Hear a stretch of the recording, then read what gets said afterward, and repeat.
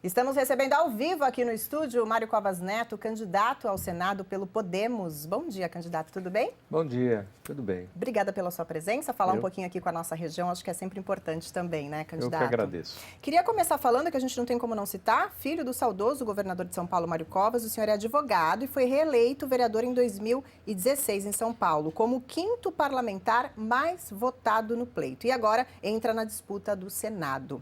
Quais as principais propostas do senhor? Bem, eu acho que, em primeiro lugar, é fazer com que o Senado volte a ser o que já foi e que hoje está meio, enfim, mudou um pouco o seu rumo.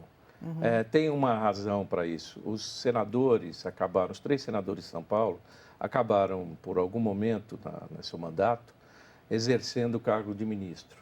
E ao exercer esse cargo, ele acaba se voltando muito mais para as questões nacionais do que propriamente as questões do Estado. Certo. Eu acho que o senador ele precisa ter uma representação muito clara a favor do Estado do qual ele faz parte.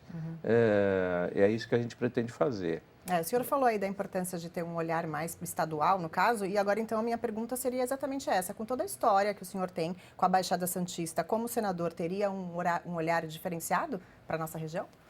Não, eu vou tentar ser um senador de todos os paulistas. Então, não ser um senador de uma região, de um tema ou de um segmento. Mas é óbvio que tem alguns temas que são caros a determinadas pessoas ou determinadas regiões.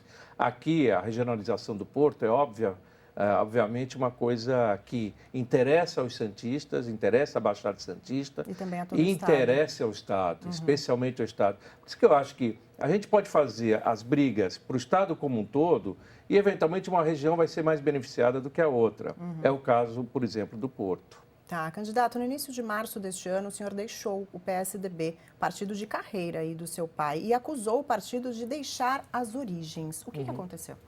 O que aconteceu é que o PSDB ele foi criado quando ele surgiu, e eu sou desde essa época, ele era um partido que tinha uma identidade ideológica clara, mas ele tinha um componente ético muito forte também. Isso, ao longo do tempo, foi se perdendo. Acho até que o exercício do poder acabou aproximando uma série de pessoas que não tinham identidade com o partido e fez com que o partido começasse a ficar tolerante com situações em que no começo ele não era. A gente tentou, desde a minha primeira eleição para vereador, eu venho pregando que o PSDB deveria voltar às suas origens. E assim, eu virei presidente do Diretório Municipal em São Paulo e procurei fazer isso lá, tanto que a gente realizou as prévias para a prefeitura, coisa que, se não houvesse um empenho para isso, certamente não aconteceria. O João Dória jamais seria o candidato a prefeito se não tivesse tido as prévias. Na cúpula havia um entendimento que o candidato era uma outra pessoa. Bem, mas acontece que a minha aposta era de que, nesse processo todo, o resultado fosse tão satisfatório que o partido compreendesse que era hora de retomar a sua história. E, de fato, foi. Tanto que o João Dória ganhou a eleição no primeiro turno. Mas ele próprio se virou contra o partido imediatamente e se transformou num dono do partido na cidade de São Paulo. Então, o partido que era um partido de líderes virou um partido de donos. E eu acho que ele não tem mais como retomar a sua história. E, por isso, eu resolvi sair. Entendi.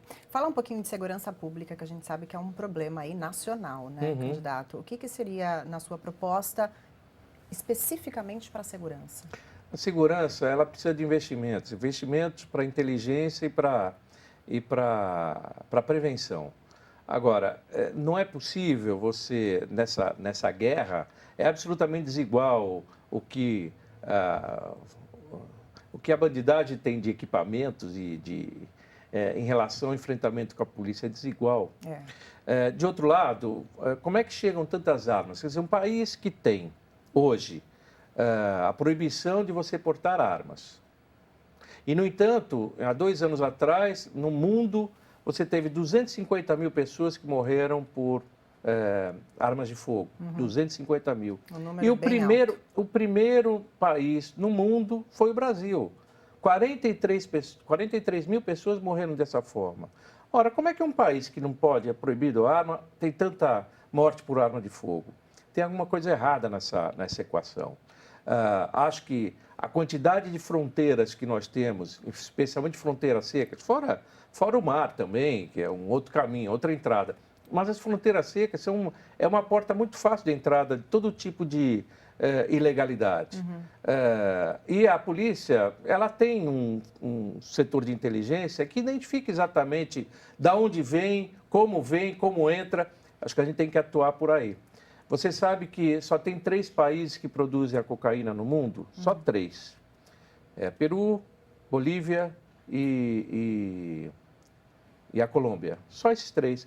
Por que na hora que você tem um problema econômico, um problema político, ideológico entre os Estados Unidos e Cuba, ou entre, sei lá, faz um embargo econômico a ponto de sufocar aquele país para que ele volte a ter a sua liberdade democrática?